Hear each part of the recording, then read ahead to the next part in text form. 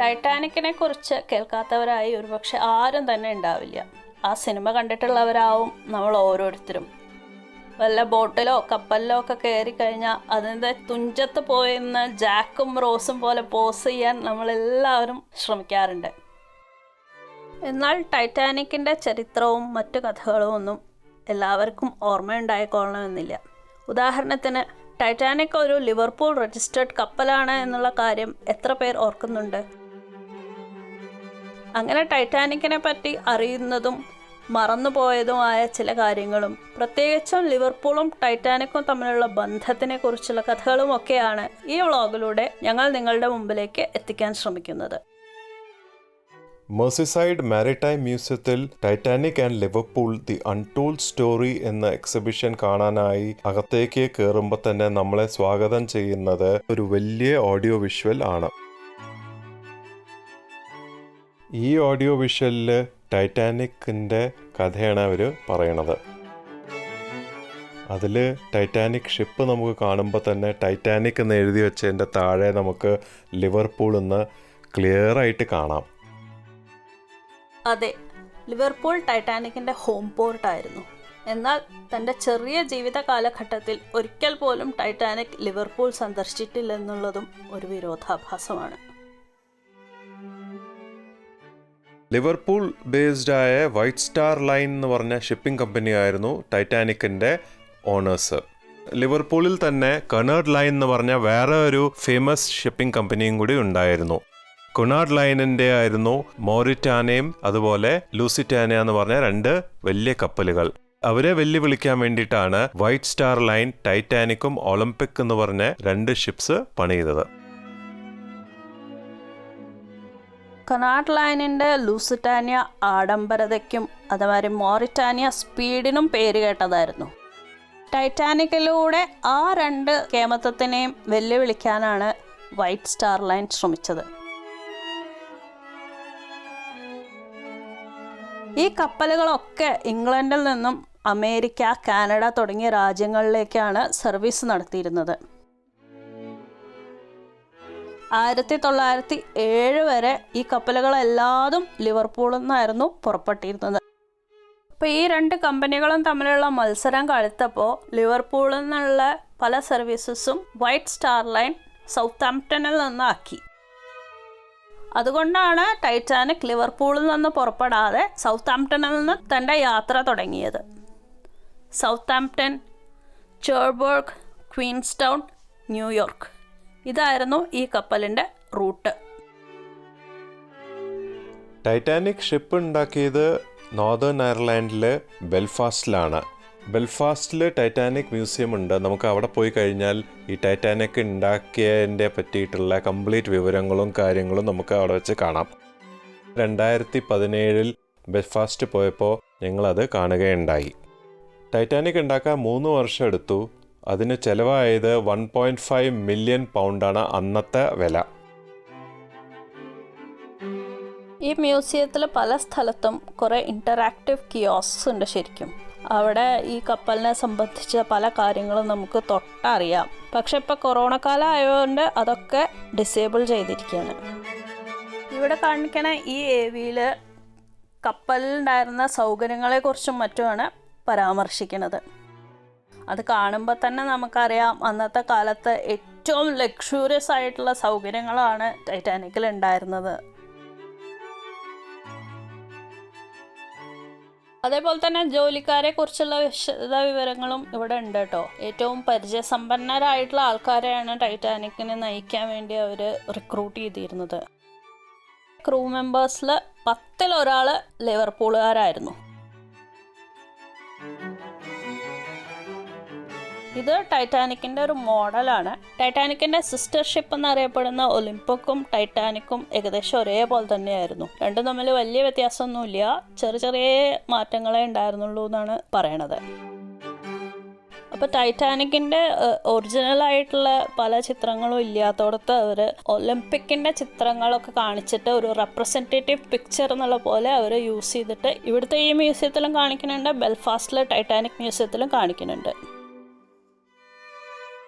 അന്നത്തെ കാലത്തെ ഏറ്റവും വലിയ കപ്പലായ ടൈറ്റാനിക് തൻ്റെ കന്നി യാത്ര തുടങ്ങുന്നത് 1912 ഏപ്രിൽ 10 സൗത്താംപ്ടണിൽ നിന്ന് ന്യൂയോർക്കിലേക്കാണ്. ആ യാത്രയിൽ ടൈറ്റാനിക്കിലുണ്ടായിരുന്നത് 1300 ചില്ലാനം യാത്രക്കാരും ഏകദേശം 900ഓളം ജോലിക്കാരുമായിരുന്നു.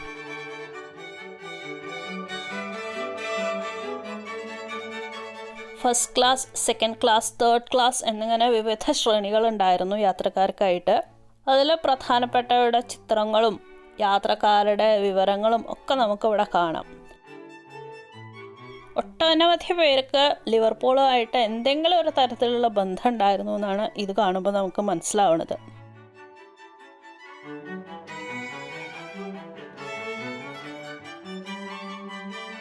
ആയിരത്തി 1912 ഏപ്രിൽ 10 സൗത്താംപ്ടണിൽ നിന്ന് പുറപ്പെട്ട ടൈറ്റാനിക് ഏപ്രിൽ 14 രാത്രി ഏകദേശം 11:30 ഒരു മഞ്ഞുമലയിൽ ഇടിച്ച് മുങ്ങിപ്പോവുകയാണ് ഉണ്ടായത്. കപ്പല് മഞ്ഞുമലയിൽ ഇടിച്ചു, അപകടത്തിൽപ്പെട്ടു എന്നറിഞ്ഞപ്പോൾ തന്നെ ടൈറ്റാനിക്കിന്റെ കമ്മ്യൂണിക്കേഷൻ സെന്ററിൽ നിന്ന് ടെലിഗ്രാം അയക്കേണ്ടായി സമീപത്തുള്ള കപ്പലുകൾക്കും മറ്റും. കനാഡ് ലൈനിന്റെ കാർപാത്യ എന്ന് പറഞ്ഞിട്ടുള്ള കപ്പലിലാണ് ടൈറ്റാനിക് അയച്ച ടെലിഗ്രാം കിട്ടിയത്. ഈ സെക്ഷനിൽ ആ ടെലിഗ്രാമുകളെ കുറിച്ചുള്ള വിവരങ്ങളാണ് നമുക്ക് അറിയാൻ പറ്റുക. ഫ്രെഡ് ഫ്ലീറ്റ് എന്ന് പറഞ്ഞ ഒരു ലിവർപൂളുകാരനാണ് ടൈറ്റാനിക്കിന്റെ ലുക്ക് ഔട്ടായിട്ട് അന്ന് വർക്ക് ചെയ്തത്. അദ്ദേഹമാണ് ഐസ്ബർഗ് സ്പോട്ട് ചെയ്യുന്നതും.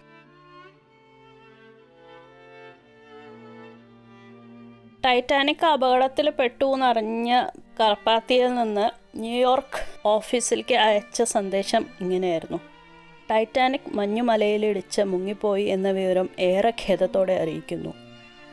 വളരെയധികം ജീവനാശമുണ്ടായിട്ടുണ്ട്. മഞ്ഞുമലയിൽ ഇടിച്ച ശേഷം 2.5 മണിക്കൂറിനുള്ളിൽ ടൈറ്റാനിക് പൂർണ്ണമായും മുങ്ങി. ആകെ 20 ലൈഫ് ബോട്ടേ ഉണ്ടായിരുന്നുള്ളൂ. അതുകൊണ്ട് എല്ലാവർക്കും രക്ഷപ്പെടാൻ പറ്റിയില്ല. ലൈഫ് ബോട്ടിൽ കയറിപ്പറ്റാൻ സാധിച്ചവരൊക്കെ തുഴഞ്ഞ് കുറേ ദൂരെ പോയി കപ്പൽ മുങ്ങുന്നത് കണ്ടു എന്നാണ് പറയണത്. ടൈറ്റാനിക് സിനിമ കണ്ടവർക്ക് ഓർമ്മ ഉണ്ടാവും. അതിലെ ബാൻഡ്, കപ്പൽ മുങ്ങി പോകുമ്പോഴും ആൾക്കാർക്ക് വേണ്ടി ബാൻഡ് വായിച്ചിരുന്നു. ആ ബാൻഡും ലിവർപൂൾ ബേസ്ഡ് ആയിരുന്നു. പ്രത്യേകിച്ചും അതിലെ ബാസ് വയലിനിസ്റ്റ് ആയിട്ടുള്ള ആളൊക്കെ ലിവർപൂൾ ഫിൽഹാർമോണിക് ഓർക്കസ്ട്രയിലൊക്കെ വായിച്ചിട്ടുള്ള അക്കംപ്ലിഷ്ഡ് ആയിട്ടുള്ള ഒരു കലാകാരനായിരുന്നു.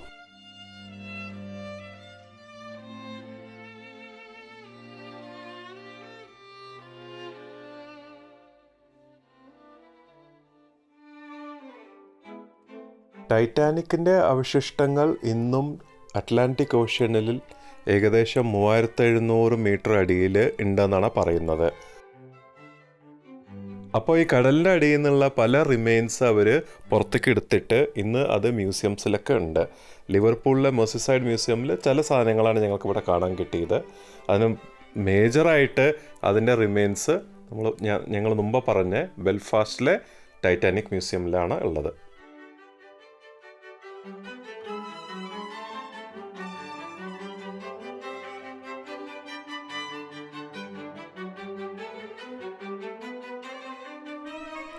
ടൈറ്റാനിക്കിനെ ബേസ് ചെയ്ത് ഉണ്ടാക്കിയ ചില ഫിലിംസിൻ്റെ പറ്റിയിട്ടുള്ള ഇൻഫോർമേഷനും നമുക്ക് ഇവിടെ കാണാം.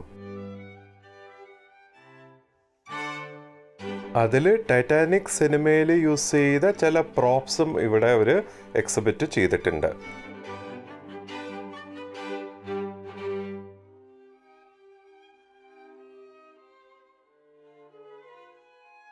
അങ്ങനെ ഒരുപാട് കഥകൾ ടൈറ്റാനിക്കുമായി ബന്ധപ്പെട്ട ലിവർപൂളിന് പറയാനുണ്ട്. ക്യാപ്റ്റൻ എഡ്വേർഡ് സ്മിത്ത് ലിവർപൂളുകാരനായിരുന്നു. ചീഫ് ഓഫീസർ ഹെൻറി വൈൽഡ് ഇവിടുത്തുകാരനായിരുന്നു. ഓണറായ ബ്രൂസ് ഇസ്മേ ഇവിടുത്തുകാരനായിരുന്നു. ഒരു പക്ഷേ അധികമാർക്കും അറിയാത്ത ലിവർപൂളുമായിട്ടുള്ള ടൈറ്റാനിക്കിൻ്റെ അഭേദ്യ ബന്ധം ലോകത്തിന് മുമ്പിൽ തുറന്നു കാട്ടാൻ ഈ എക്സിബിഷൻ സാധിച്ചു. ലോകം മുഴുവൻ ഒരു ദുരന്തത്തിൻ്റെ പേരിൽ ഓർമ്മിക്കുമ്പോഴും ടൈറ്റാനിക് ബാക്കിയാക്കി വെക്കുന്നത് കപ്പൽ യാത്രയെ കൂടുതൽ സുരക്ഷിതമാക്കിയ കുറേ മാറ്റങ്ങൾക്ക് കാരണക്കാരിയായി എന്നുള്ളതാവും. ടൈറ്റാനിക്കിനെയും ലിവർപൂളിനെയും കൂടുതൽ അടുത്തറിയാൻ ഈ വീഡിയോയിലൂടെ നിങ്ങൾക്കും സാധിച്ചുവെന്ന് ഞങ്ങൾ വിശ്വസിക്കട്ടെ. ഇനിയും ഒട്ടേറെ കഥകൾ ലിവർപൂളിന് പറയാനുണ്ട്. വ്യത്യസ്തമായ അത്തരമൊരു കഥയുമായി ഞങ്ങൾ അടുത്ത ആഴ്ച വരാം. വീണ്ടും കാണുന്നത് വരെ take care, stay safe, bye. By.